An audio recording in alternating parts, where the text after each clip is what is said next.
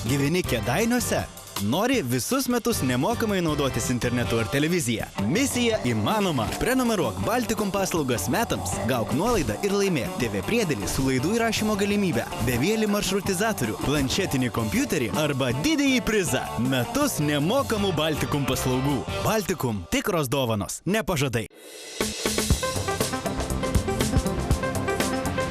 Lapkričio 25 dienos pirmadienio laidoje matysite. Šiųmetė žemdirbių šventė kvepėjo namuose kepta duona. Pirmą kartą Kėdainiuose vykusi meduolio diena sulaukė viso būrio vaikų ir suaugusių. Konkurso sveikuolių sveikuoliai nugalėtojams įteiktos taurės. Žemdirbių šventėje šiais metais buvo pagerbti konkurso Metų ūkis 2013 ir rudeninio arimo konkurso nugalėtojai. Taip pat apdovanoti rajono savivaldybės organizuoto konkurso Gražiausia tvarkoma aplinka prizininkai. O Kėdainių krašto ūkininkų sąjungos vadovas Virmantas Ivanauskas džiaugiasi neblogų šiųmečių derliumi ir mūsų žemdirbių darbštumu. Kėdainių rajono ūkininkai jau nebėra matyti sunkių metų. Jie įveikia bet kokius metus, tiek sunkius, tiek lengvus. Tai be abejo matosi iš būtent tų metų konkurso rezultatų, kai važinėjai po seniūnijas, renkam kandidatus, matosi labai didelė pažanga, tiek jaunų ūkininkų, tiek ir jau gerai, sakykime, senokai ūkininkaujančių ūkininkų. Pripratusi grūdinų, jiem nebėra sunkių metų. Tikrai yra sudėtinga komisija išrinkti pačius geriausius, bet jau bandom, kažkaip stengiamės, kad jau išrinktume, bent jau nesikartotų šalies keli metai tie patys ūkininkai. Nors tikrai sakau, kad tenka važinėti po rajoną, tikrai labai smarkiai pažengę, sakykime, nuo mūsų pirmųjų tų rinkimų, tai iš tikrųjų labai smarkiai pažengę rajono ūkininkai. Konkurso Metų ūkis 2013 nugalėtojai buvo apdovanoti ne tik mero padėkomis, bet ir laikraščio Kėdainių mugė metinėmis prenumeratomis. Ūkininkaujam nuo 98 metų, jau praktiškai šiemet 15 metų, kaip ūkis registruotas, dirbam. Pasistatėm grūdų sandėlius, džiovyklas, modernizavom ūkį ir technikos naujos, ir plotai išdidėjo ženkliai. Ir malonu, kad kažkas įvertina ir pastebi, darom kaip savo viską. Nei kiek kitaip nedirbtume, jeigu tai būtų neįvertinti. Tai tai labai malonu, kad kažkas tai pastebėjo ir kažkas tai mus įvertino kaip pažangų ūkį. Iš tikrųjų aukoja savo laiką, tai jaučia ir šeima, bet mes priėmėm tokį sprendimą ir tiesiog nesiskundžiam. Taip, sprendimas priimtas ir turim dirbti ir neatsiskųsti. O aukoja turbūt kiekvienas savam darbe kažką tai aukoja. Aš manau, kad taip turbūt nėra tokios specialybės, kad nebūtų kažkokios tai aukos. Bet iš tikrųjų mums tas darbas teikia kartu ir malonumą, ir pasitenkinimą. Tai ta auka tokia, kaip pasakyti, jinai labai maža. Šių metų žemdirbių šventė kvepėjo duona, kadangi vyko duonos ragautuvės ir varžytuvės. Duoną iškepiau tokią, kurią savo šeimai kepu pastoviai, kadangi mes tikrai jau nevalgom turbūt metai laiko pirktinės duonos, tik tai savos gamybos naminė. Tai anksčiau naudodavau sudėtingą receptą, nors taip pat buvo labai skanus, bet kadangi tai yra kasdieninis dalykas, tai perėjau prie paprastesnio, bet tikrai neprastesnio.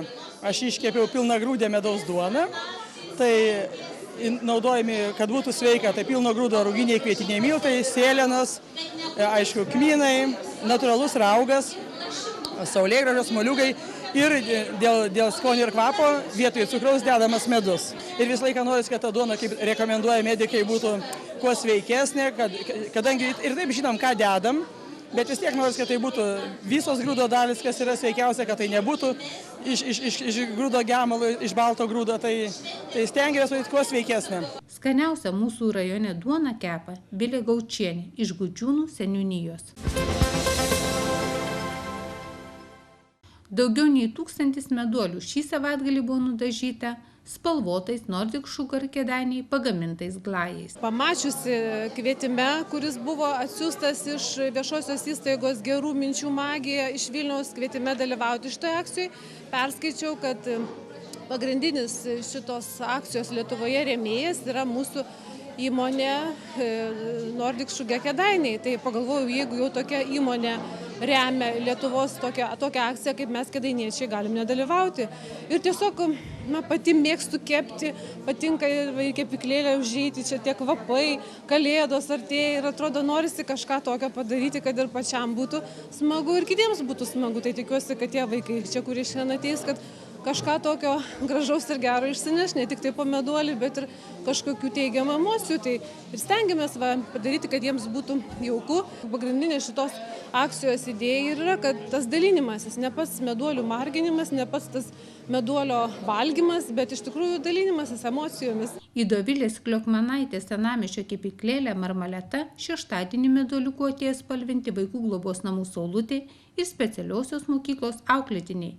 O linksmas šurmulys, skambanti muzika viliojo užeiti ir praeivius. Šita idėja man pasirodė tikrai labai graži, todėl kad jau eilę metų iš tikrųjų stebėdavau tik per televizorių ir labai būdavo gaila, kad pas mus Kėdainiuose nevyksta šitą akciją, bet laukiam ir pagaliau sulaukiam skambučio, pasiūlymo ir net iš tikrųjų nedvėjojom ir sutikom priimti šitus visus mažuosius ir didelius ir visus norinčius. Tai va čia netgi ir juokiasi, kad labai iš tikrųjų kėdainiečiai aktyvūs kažkaip pasirodė šiuo būtent atžvilgiu ir mes juokavom, kad kitais metais turbūt reikės jau šitą renginį daryti arenoj mūsų, nes sunku sutalpinti visus norinčius, o iš tikrųjų labai smagu būtų matyti kuo daugiau žmonių, kuo daugiau vaikų, kuo daugiau jų šypsenų ir geros nuotaikos. Gerą nuotaiką kepyklėlėje kūrė kultūros centro režisierės ir renginių organizatorės Vidmanto Valantiejaus auklėtiniai, mokytojo Edvino Šablevičiaus šeima, o meduolius spalvino ir vaikams dovanojo ne vienas žinomas kėdainietis. Didelė šventė, dažo meduolius, socialiniai remiamiems žmonėms norim pasidalinti šventę. Labai norėjo visi ateiti. Tiesiog buvo įdomu, pirmą kartą aš nebuvau girdėjusi apie tą šventę ir sužinojom ir labai buvo įdomu, kadangi vaikai mėgsta užsiimti tokiais dalykais ir namuose, tai įdomu pabandyti ir šiaip. Ar namuose kepat meduolius prieš Kalėdas? Žinokit, gal ne meduolius, bet šiaip kepinius įvairius, bet ne meduolius. Kėdainiuose vyko konkurso Sveikuolių sveikuoliai pirmasis etapas. Iš tiesų džiugu, kad šis konkursas jau tapo puikia tradicija, gražia tradicija ir jame vis kas kart dalyvauja daugiau komandų, daugiau moksleivių. Tad tai rodo, kad žmonėms rūpi sveikata ir vaikai taip pat yra atsakingi už savo sveikatą. Konkurso pagrindinis tikslas yra ugdyti žinias ir gebėjimus, kaip stiprinti savo sveikatą, kaip ją rūpintis. Pagrindinės užduotis yra tai ir judėjimo užduotis, įvairios estafetės, komandos prisistatymas, kapitonų prisistatymas, taip pat įvairios loginės užduotis ir kryžiažodžiai.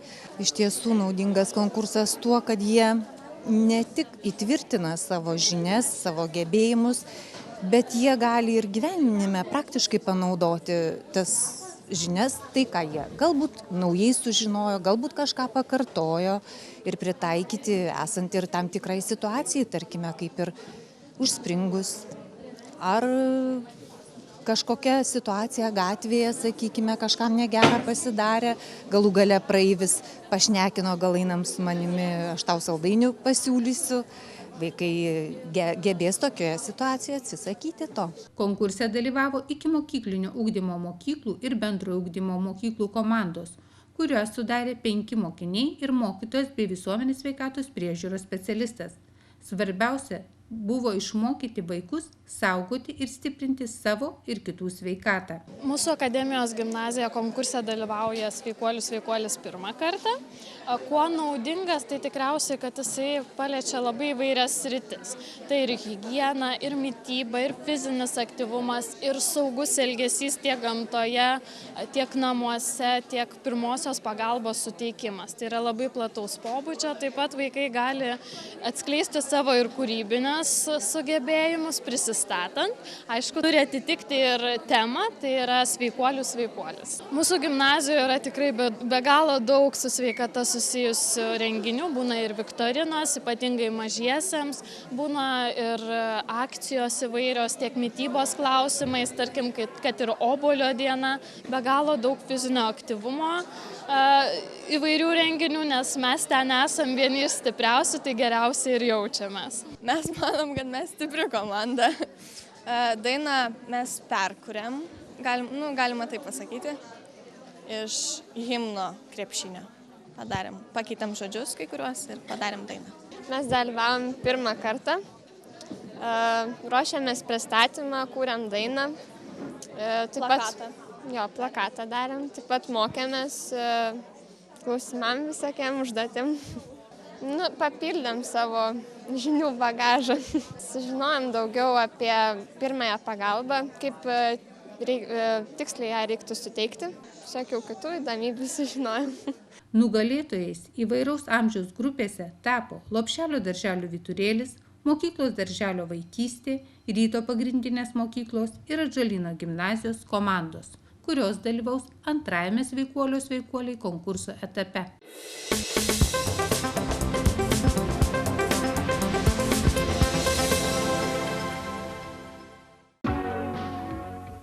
Antradienio Kėdainių garsas kviečia susipažinti su jauna sportininkė, kuri kartu su kolege tapo pirmąją kėdainietę atstovavusią savo kraštui lengvojo kultūrizmo varžybose.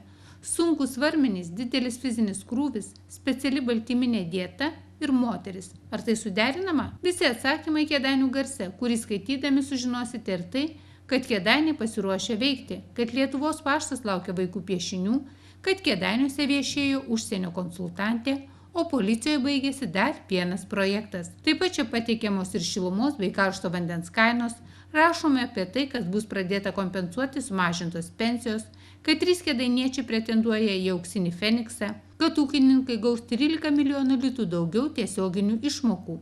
Čia rasite ir informaciją apie tai, kad į Kėdainius atkeliauja tarptautinis projektas fotografija mėgstantiems žmonėms, kad Grėjaus name vyko vienos dienos paroda.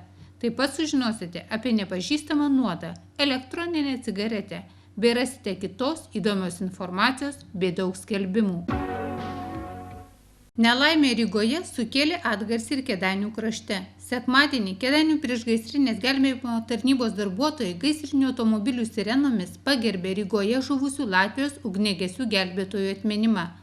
Laikraštyje gausu aktualių, Kėdainiuose užgimusi jaunimo organizacija Darbas šventė 10-metį.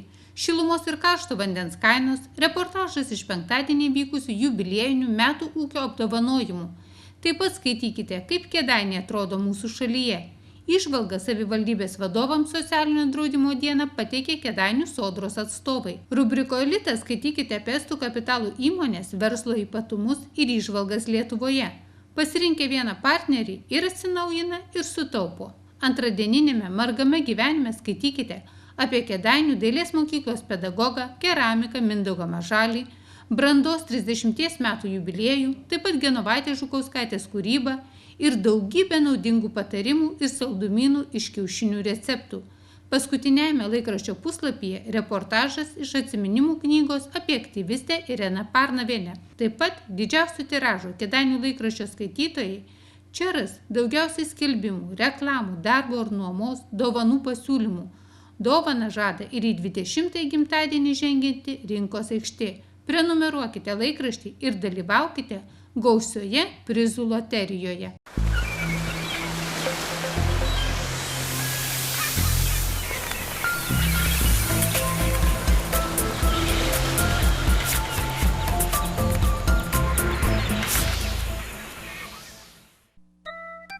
Radio centras pristato Picasso albumą Muzika mylėtis. Populiariausios dainos ir papildomi kūriniai naujajame grupės albume. Picasso Muzika mylėtis. Jau gruodžio 9 dieną. Nesukite galvos dėl Kalėdų dovanos. Kėdainių arenoje gruodžio 14 nuo 8 iki 17 valandos Kalėdinių dovanų mugė.